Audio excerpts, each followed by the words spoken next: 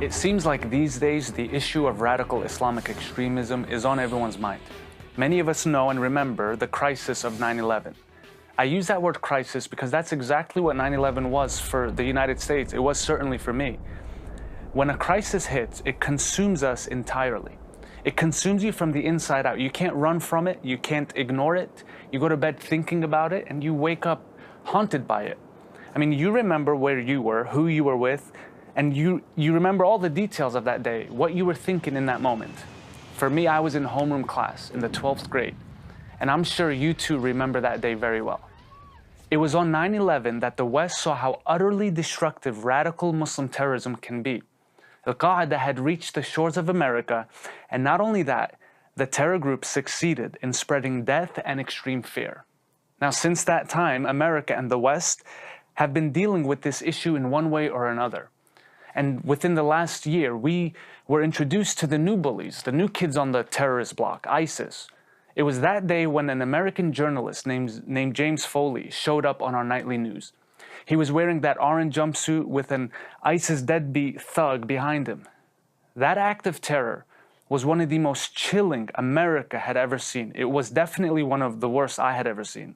It was so blatant, so inhumane, so evil. And then the news cycles began.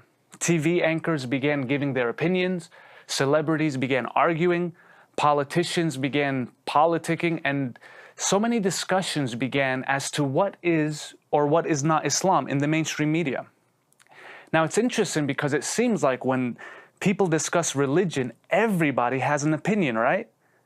But opinions must be irrelevant when discussing religions because there's only one way, there's only one sure way to know what a religion teaches or what that religion does not teach. It's two main things you need to look into. One, the holy book of that religion, and two, the religion's founding fathers, what those closest to the founder said. This is the most accurate way to study religion. So if you're discussing things about Christianity, then look no further than the Gospels and what Jesus himself said, right? So you have to let the religion speak for itself. My opinion, and ultimately our opinion, really doesn't matter in the big scheme of things. And I don't mean that you're not entitled to your opinion, but when it comes to things that we consider holy, yeah, opinions have to fade because there are billions of opinions out there. So after 9/11, President Bush goes on the news and tells the world Islam has been hijacked by terrorists. Those who commit evil in the name of Allah blaspheme the name of Allah. The terrorists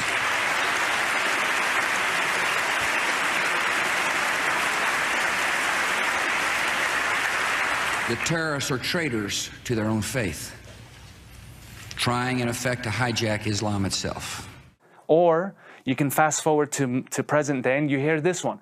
President Obama with his repetitive line. He says, let's get this clear. The Islamic State is not Islamic, and the Islamic State is not a state. Now let's make two things clear. ISIL is not Islamic. No religion condones the killing of innocents, and the vast majority of ISIL's victims have been Muslim. And ISIL is certainly not a state. Okay, guys, we heard your opinion, but now let's see what Islam itself teaches. You know how Christians say WWJD? Okay, well, to get to the bottom of this, I'm going to switch that around a little. Today I'm asking WWMD. What would Muhammad do? The answer may just surprise you.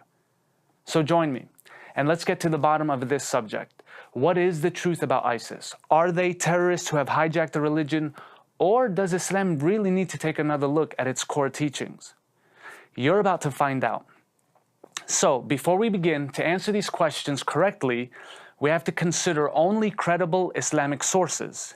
They only can be presented. So we look to the founder, Muhammad, and his holy book, the Quran. Sunni Muslims make up the vast majority of the Muslim population on the earth. This simply means that they follow the Quran or the exact actions of Muhammad. It's known as the Sunnah. So in order to know what Muhammad thought, what Muhammad said, or what Muhammad did, we have to refer back to the trusted Sunni Hadith, which is a very fancy way of saying it's the collection of what Muhammad said and did. Now, throughout time, as one can imagine, the followers of Islam began to manipulate and to add to what their prophet said for whatever reason, personal ambition, politics, whatever. But that's okay, because we are people, right? And people exaggerate. We hype things up. We miss important details. We just get it wrong. But fortunately, this led the Muslim community to narrow down the narrations of Muhammad as two things, either true or untrue. So either sahih or untrustworthy sayings. This simply means that you can trust the narration or you cannot trust the narration. So this video series will only show and present Quranic verses and trusted verified hadith that Sunni Muslims all over the world consider true, and billions of them actually live by it. So stay tuned, get informed, and share this video and the upcoming ones all over your social media. And let's begin this discussion. You can join the discussion by using the hashtag on your screen.